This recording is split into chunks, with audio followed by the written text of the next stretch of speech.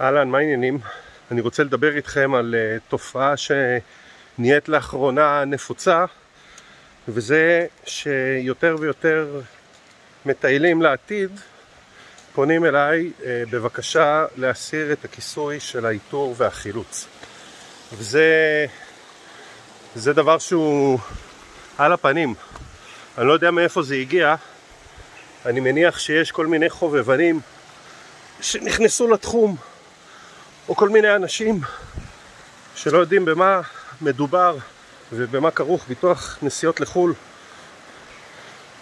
ומה יכול לקרות ולאיזה מקומות אתם יכולים להגיע. ומדובר פה בכיסוי שעולה בסך הכל 0.2 ליום, סך הכל.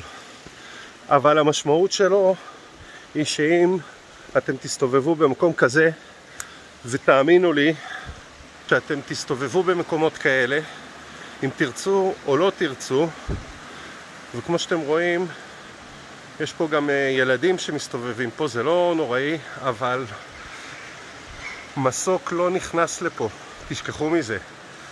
איפה שאנחנו נמצאים ומגיעים להמון מקומות כאלה, מספיק רק לשים צעד אחד לא טוב, מספיק רגע אחד להחליק,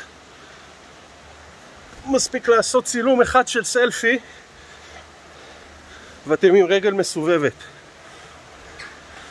ולהוציא לפה איזו יחידה שתחלץ אתכם זה חתיכת סיפור, וזה יעלה הרבה כסף. ואם אין לכם את הכיסוי הזה של האיתור והחילוץ, מי ששלם על זה זה אמא ואבא שלכם, ועד שהם ישלמו את זה אתם תישארו במקום היפה הזה. אבל מה זה שווה אם אתם מפוצצים? איך תהנו מהמקום הזה? עכשיו מציעים לכם לחסוך איזה סכום קטן, ואתם מגיעים לסכום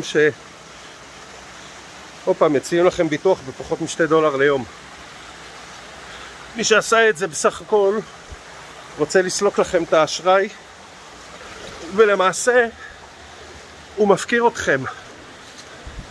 עכשיו אתם תגידו, טוב בסדר אסף, אנחנו כבר עברנו את הגיל הזה ואנחנו לא נסתובב במקומות כאלה, תשכח מזה.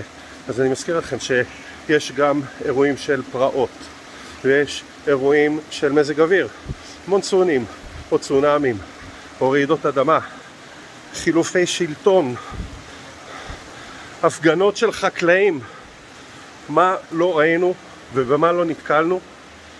ובסופו של יום מי שבא לחלץ אתכם צריך לקבל תשלום עבור זה, ובשביל זה קיים הכיסוי של האיתור והחילוץ שעולה בסך הכל 0.2 ליום. תעשו את החישוב, החיים שלכם לא שווים כל כך מעט, אז תבדקו טוב מאוד שיש לכם את הכיסוי הזה, ואל תרכשו ביטוח בלי איתור וחילוץ.